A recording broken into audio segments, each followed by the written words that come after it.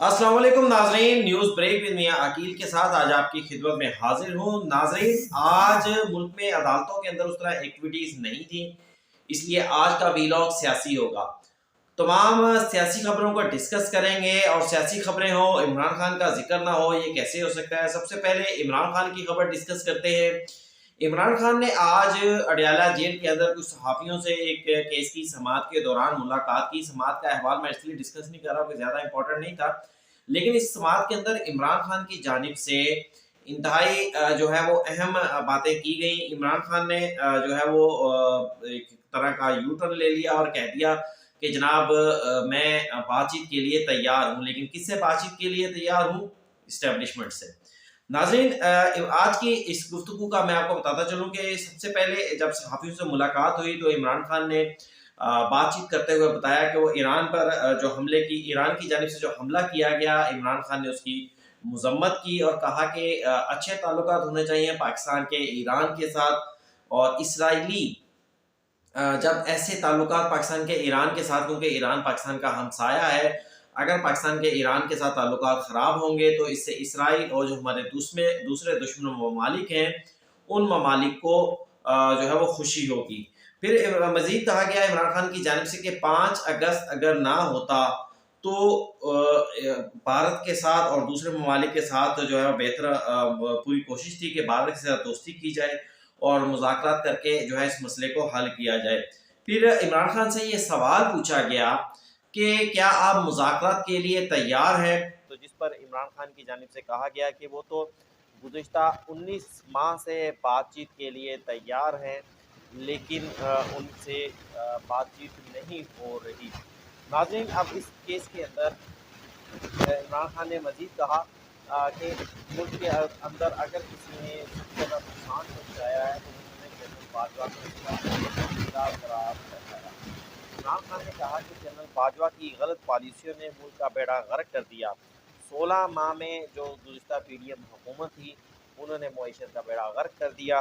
फिर ये भी कहा गया कि इमरान खान का कहना था कि उनके दौर के अंदर महंगाई की 12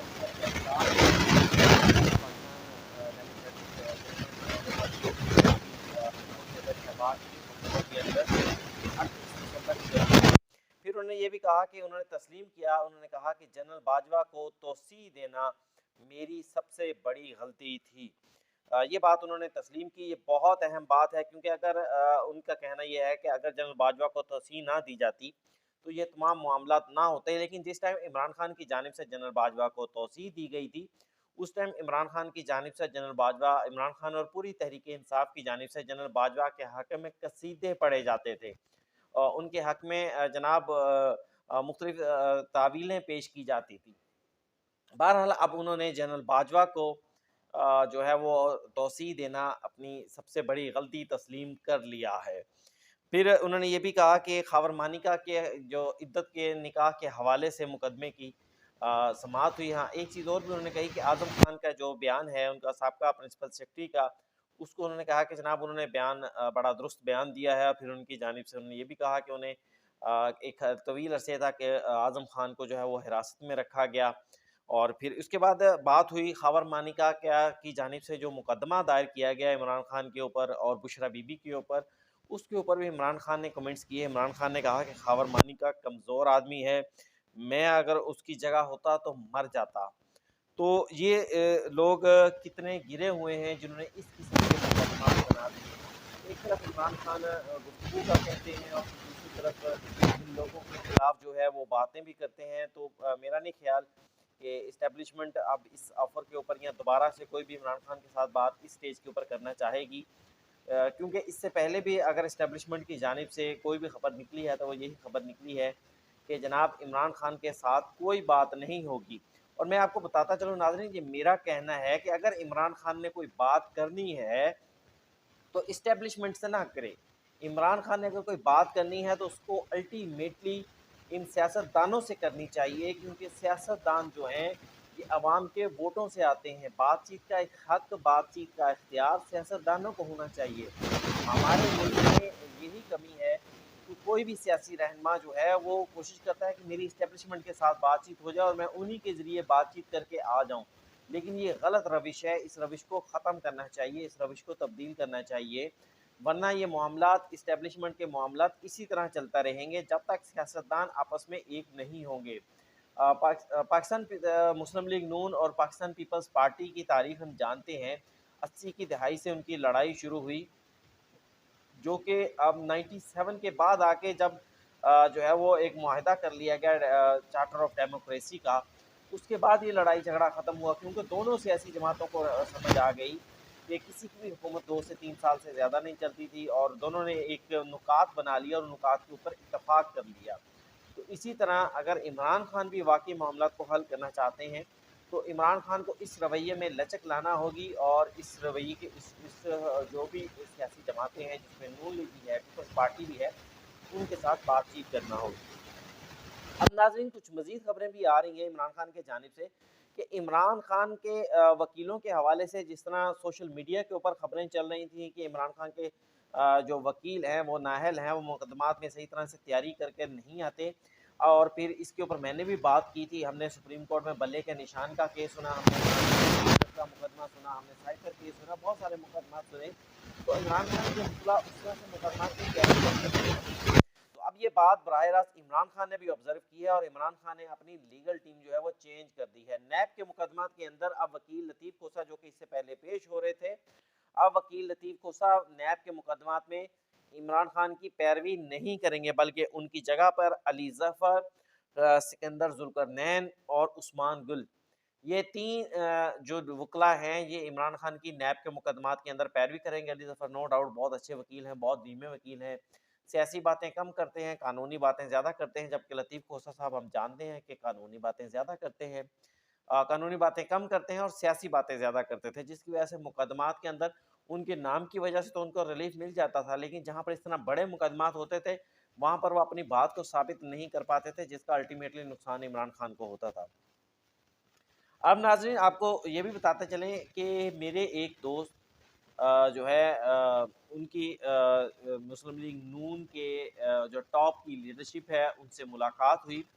तो उन्होंने मुझे बताया, इस मुलाकात के अंदर नवाज़ शरीफ, मरीम नवाज़, शहबाज शरीफ और इसहाक डार, और 5वें शायद वो खुद थे, कि उनसे मुलाकात हुई। मुलाकात कुछ दिन पहले हुई है, अभी ताज़ा मुलाकात नहीं हुई।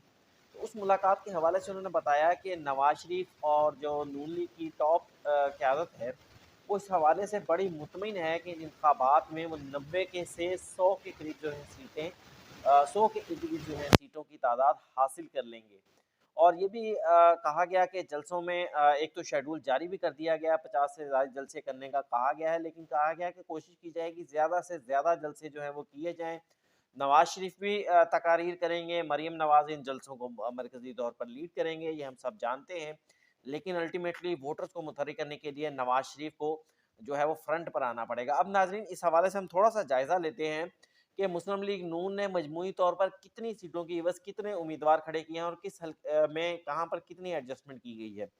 सबसे पहले कौमी असम्बली में मजमूई तौर पर 266 सीटें हैं, 266 में से 210 पर मुस्लिम लीग नून ने अपने उम्मीदवार खड़े किए हैं।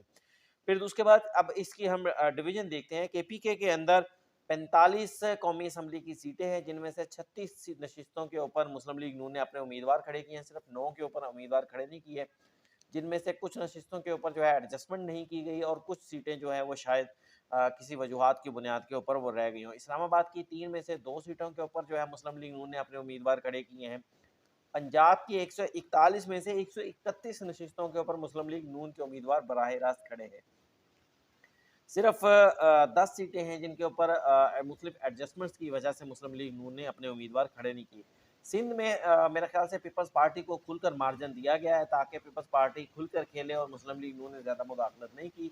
अलबत्ता चंद शहर जिसमें कराची है और जो मुख्तलिफ बड़े शहर हैं, उन शहरों के अंदर मुस्लिम लीग नून ने ज़रूर अपने टिकट्स दिए हैं। सिंध की टोटल मजमूई तौर पर 61 कौमी असम्बली की सीटें हैं, 61 में से 25 नशीस्तों के ऊपर मुस्लिम लीग नून के उम्मीदवार जो है वो इंतखाबात में हिस्सा लेंगे। बलूचिस्तान की 16 नशिस्तें हैं, और 16 की 16 नशिस्तों के ऊपर मुस्लिम लीग नून के उम्मीदवार हैं।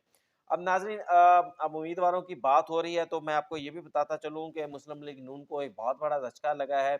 मुस्लिम लीग नून के रहनुमा सरदार मेहताब अब्बासी, जो कि साबका वज़ीर आला केपीके भी रहे हैं, बड़े ओहदों पर मुस्लिम लीग नून के रहे हैं, उन्होंने मुस्लिम लीग नून के उम्मीदवार की हमायत की बजाय पाकिस्तान तहरीक इंसाफ के उम्मीदवार की हमायत का ऐलान कर दिया है। सरदार मेहताब अब्बासी NA-17 में अली खान जदून की हमायत का ऐलान कर दिया, जो कि उनके पुराने सियासी हरीफ अमानुल्लाह जदून के बेटे हैं। अली खान जदून जो है, बज़ाहिर तो ज़ाहिर बात है वो तहरीक इंसाफ के बल्ले के निशान पर नहीं लड़ रहे, क्योंकि बल्ले का निशान किसी का भी नहीं है, लेकिन वो तहरीक इंसाफ के हमायत याफ्ता ज़रूर हैं। अली खान जदून तो सरदार मेहताब अब्बासी ने उनकी हमायत का ऐलान किया, जबकि NA-16 से सरदार मेहताब अब्बासी खुद आज़ाद उम्मीदवार के तौर पर इलेक्शन लड़ेंगे और यहाँ पर मुस्लिम लीग नून के साबिक़ डिप्टी स्पीकर मुर्तज़ा जावेद अब्बासी के मुकाबले में इंतखाबात लड़ेंगे। नाज़रीन, ये था आज का वीलॉग। मैंने सियासत के हवाले से जो अहम खबरें थी, अहम पेशरफ़ थी, वो आपके साथ शेयर की। मुझे इसके ऊपर फ़ीडबैक ज़रूर दीजिएगा। मुझे दीजिए इजाज़त। वीलॉग कैसा लगा ज़रूर बताइएगा कमेंट्स में, और इसके साथ साथ इसको शेयर करना मत भूलिएगा। इजाज़त दीजिए। अल्लाह हाफ़िज़।